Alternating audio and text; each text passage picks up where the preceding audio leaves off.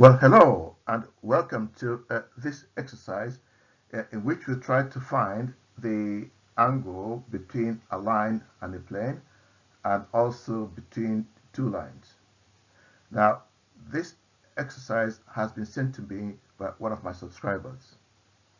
Okay, and it says the line it says the line L sub 1 has equation as shown here.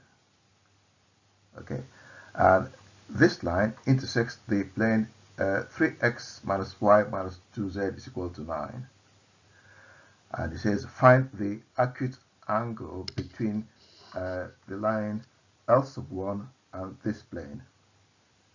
For part B, it says the line at L sub 2 passes through the points A with coordinates 3, minus 2, 4, and B with coordinates 5, 1, 7. And then it says show that the line L sub 2 and the line L sub 1 and L sub 2 do intersect. Okay, now what I've done here, and you don't have to do this, but it does help.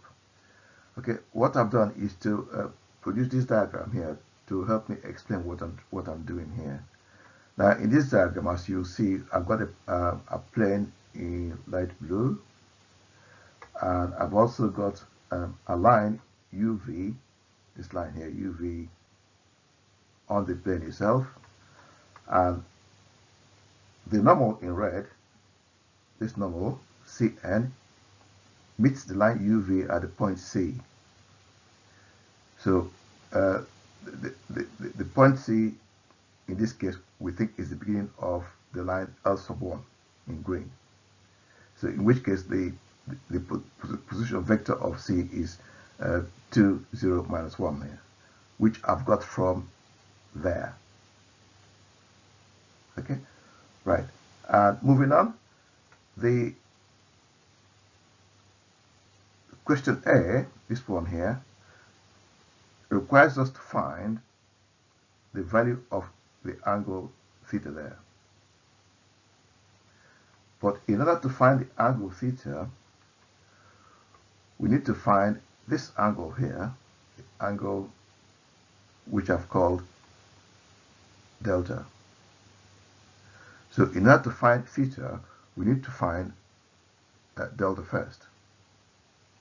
And don't forget that this line CD, which is in fact L sub 1, this line CD can also be extended in that direction there. Excuse my line. So in effect, it is possible that in your calculation you'll be finding this angle here. You need to be beware of that. But we want to find delta and not the obtuse angle. Okay. Now, with that in mind, we progress now. So, the normal CN, which is perpendicular to the line UV, or the plane itself, has got a direction vector 3, minus 1, minus 2. And that I got from the coordinates of x, of y, and of z. The direction vector of line CD is 3, 4, 5, which I've got from there.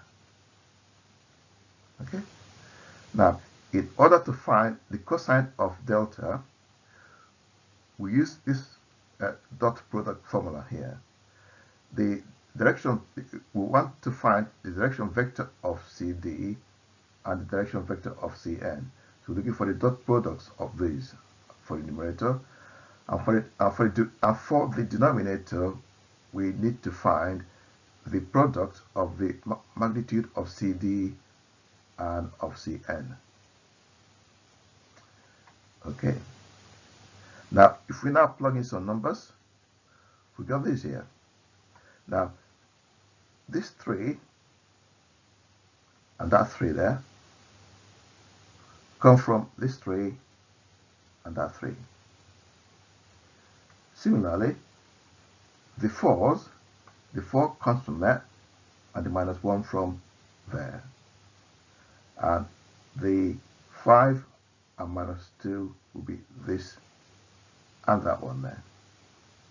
Okay, so now when we do the calculation, we find that the answer we get is minus 5 divided by the square root of 700.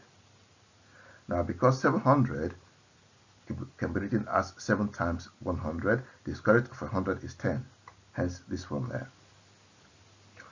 And you end up with the cosine of the angle we're looking for is minus 0.1889, which gives us an angle of 100.89. Now, this angle here is this one here, is the, if we extend our CD, this angle is of this angle there. But we want delta. So what we then do is to subtract 100.89 from 180 degrees, and we end up with 79.11. So delta is 79.11. So that's delta there. But we want to find theta.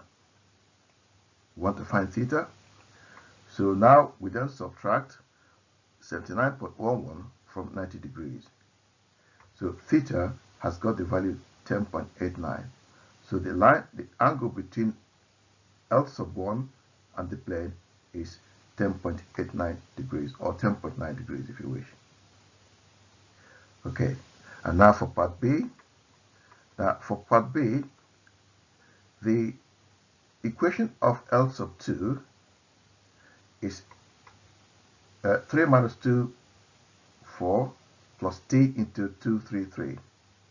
Now, this 3 minus 2, 4 there, I got from A, the coordinates of A, because that is the position vector of the point A. And the 2, 3, 3 there is the direction vector of the line AB, or AB extended. So, the temptation for this exercise is to do this 2 there, divided by this 3 there, and you get an answer of 0.67. So we're looking for the ratios of the equivalent coordinates there. So if you divide this 3, here by this 4 there, you get 0.75. Excuse me, writing. Okay, you get 0.75. And if you divide this 3 there by this 6, so by that 5 there, you get 0.6. Now, the temptation here is to say that because the ratios of the equivalent x and y and z are not the same, and therefore you conclude that these lines are not parallel. So the lines not being parallel does not mean that the lines do intersect. So you have to do a bit more than that. Okay, so what I then do is to rewrite my equations in the Cartesian form here. So for L sub 2, the Cartesian equation will be 3 plus 2t. Now that's this 3 here, this 3, and t times 2 there. Okay, so that becomes 3 plus 2t, and then the y equivalent will be minus 2 plus 3t, and the z equivalent will be 4 plus 3t. Similarly, for L sub 1, we've got 2 plus 3s, which is from there, and for y we've got 0 plus 4s, and for z we've got minus 1 plus 5s there.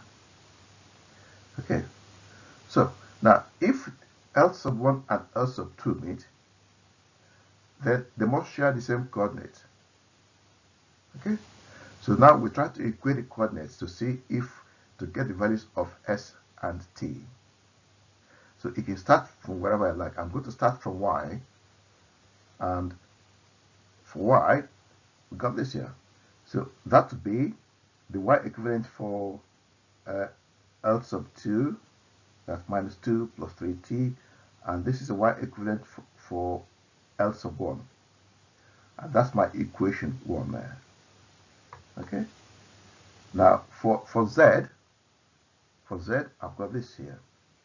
And this is the z equivalent for L sub 2 and the z equivalent for L sub 1.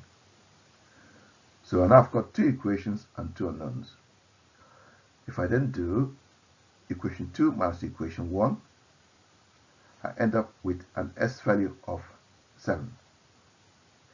Now I'm going to plug this s value of 7 back into equation 1 in order to help me calculate the value of t. So then I do minus 2 plus 3t is equal to 0 plus 4 times 7,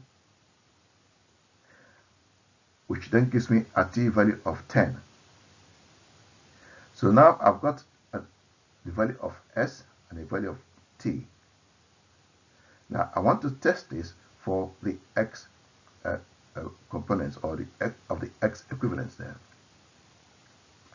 So if these two lines intersect, the left-hand side of this expression and the right-hand side of the expression will be equal there. So another, so you find that when you do the arithmetic, the left-hand side is 23 and the right-hand side is also 23. So they do intersect. Now, if you plug in your 10 and your s values for there and there as well, that will give you the values for y and z. Now, I hope all that made some sense, and please subscribe. Thank you for watching, and bye-bye now. Bye-bye.